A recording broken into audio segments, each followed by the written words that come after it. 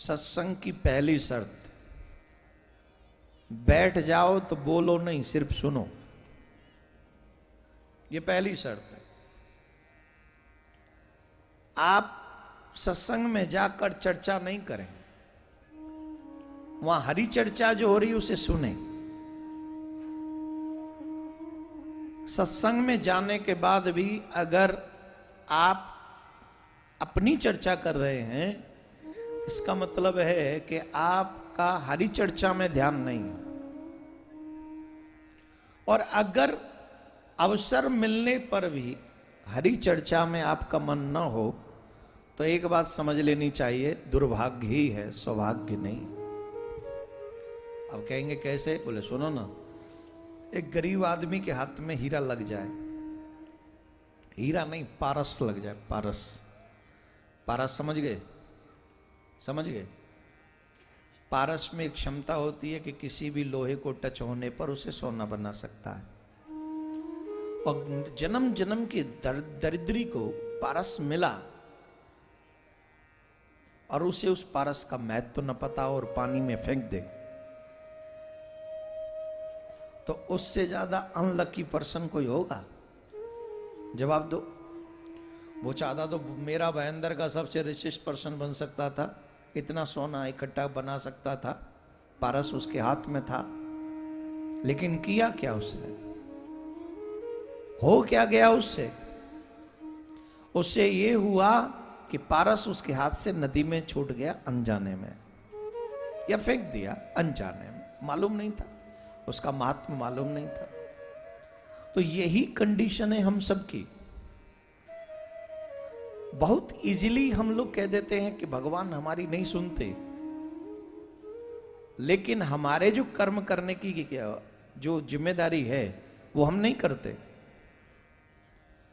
चिंतन करना, हरि का चिंतन करना, श्रवण करना, उनकी हरि चर्चा सुनना। इसीलिए वेद व्यास जी ने कहा कि एक बार नहीं तो बोले बार बार कथा सुनो। बोले बार बार सुनने से क्या होगा? कौन कौन स्टूडेंट है यहां पर? जो स्टूडेंट बैठे हैं हाथ उठाएं। अच्छा, बहुत सारे स्टूडेंट बैठे हैं। बार बार रिवाइज करने पर क्या होता है? जोर से बोलिए, इतने पूरी तरीके से मत बोलिए, बड़े प्रेम से बोलिए। बार बार अगर हम उसे रिमाइंड करते रहें करते रहें करते रहें, क्या होता है? याद हो जाता है, राइट? और याद होने पर क्या होता है? वो हमारे दिमाग में छा जाता है, वो हमारे दिल में छा जाता है। फिर क्या होता है? बोले जब प्रैक्टिकल, जब एग्जाम देने जाएं तो बार बार रिवाइज करने पर वो याद रहता है, इसलिए हम उसे कॉपी में लिख के आते हैं। और कॉपी में लिखने के बाद फिर क्या होता है? बोले अच्छे मार्क्स आ जाते हैं। देखने वाला कहता अरे बंदे को याद है, जानता है, ज्ञानी है, तो वो अच्छे मार्क्स दे देता है। वैसे ही भगवान की कथा बार बार सुननी चाहिए। क्यों? बोले फिर हमें सतोगुण याद रहेंगे। बोले क्या करना? अभी ना, बाद में बजाना, अभी नहीं, पूरा सुन लो इसको, बाद में समझ में आए तो ताली बजाना, नहीं तो राधे राधे बोलना, नहीं तो चुप सुनना, बस कुछ मत करना। बार बार कथा सुनने से क्या होगा? बोले याद रहेगा। एग्जाम, बोले जब जिंदगी में कोई ऐसे पल आए जिस समय मुझे उस अच्छाई का एग्जाम देना पड़े, तो याद रहने पर मैं उस एग्जाम को लिखने में शर्माऊंगा नहीं, कॉपी में उतारने में शर्माऊं, क्योंकि मुझे याद है, मैंने बार बार सुना है कि अच्छा क्या है और बुरा क्या है, तो मैं लिख दूंगा। और जैसे ही लिखूंगा, देखने वाला कौन है? तुम्हारी कॉपी चेक कौन करेगा? कोई बैठा है, वो टीचर हमें दिखता नहीं, लेकिन हर किसी के जीवन की कॉपी वही चेक कर रहा है। हर किसी के जीवन की कॉपी वही चेक कर रहा है। तो जब मेरे और आपके जीवन की कॉपी वो चेक करेगा और उसे पता होगा कि इसने सतो गुण याद रखा, कॉपी में लिखा, कर्म करके, तो उसका रिजल्ट अच्छा आएगा या बुरा? जोर से बोलिए, जोर से बोलिए।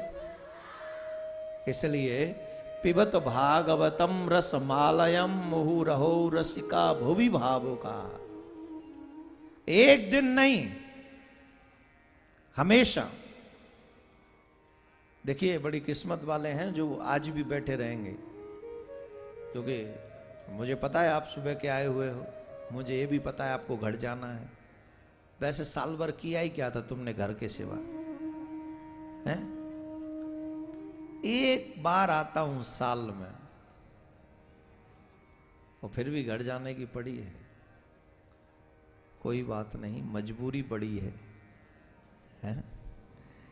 अभी तो आप ध्यान से सुने जो मैं सुना रहा हूं।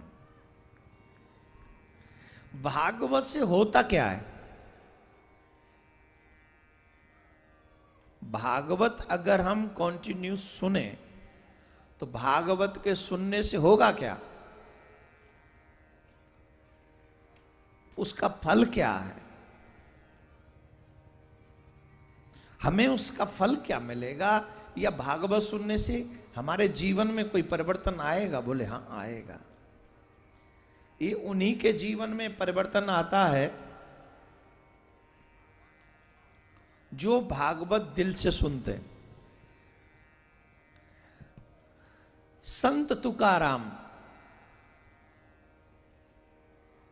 संत एकनाथ, अनेकों ऐसे संत, नामदेव, महाराष्ट्र के ऐसे तमाम संत हुए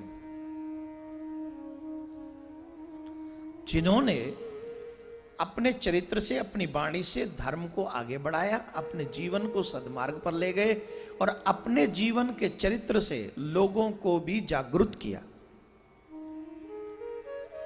यहाँ वारकरी एक समाज है महाराष्ट्र में, आप सब जानते होंगे। उनका एक मंत्र है बड़ा प्यारा, राम कृष्ण हरि। हम लोग बोले हमारे यहाँ हरे कृष्ण कृष्ण कृष्ण हरे हरे, हरे राम राम राम हरे हरे। कोई कहते हैं हरे राम राम राम हरे हरे, हरे कृष्ण।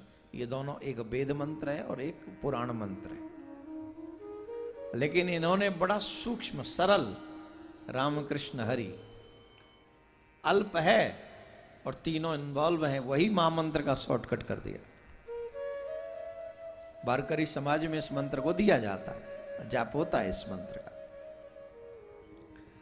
तो संत एकनाथ महाराष्ट्र के बड़े सिद्ध, बड़े संत हुए।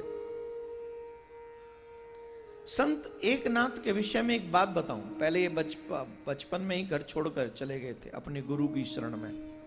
ध्यान से सुनना, हम लोग गुरु बना लेते हैं, गुरु की मानते नहीं है, तभी ठोकर खाते फिरते हैं।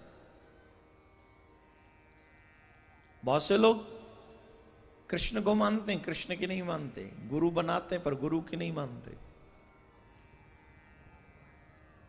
जब आप अपने गुरु और गोविंद की न माने तो जीवन में आनंद के विषय में मत सोचिएगा, जीवन में खुशी मिलेगी इस विषय में मत सोचिएगा, मिल ही नहीं सकती।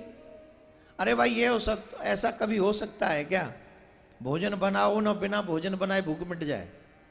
भोजन देख के तो भूख नहीं मिटेगी ना, भोजन करोगे तो भूख मिटेगी। गुरु बनाना तो सिर्फ देखने जैसा ही है।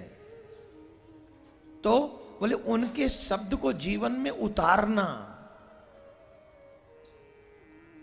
उनकी सेवा में लीन रहना, उनकी आज्ञा का पालन करना, वो दिखाता है कि हां अब तुम्हें भोजन प्राप्त हो गया है, तुमने किया है। उससे तुम्हारी क्षुधा, उससे तुम्हारे पाप मिटेंगे।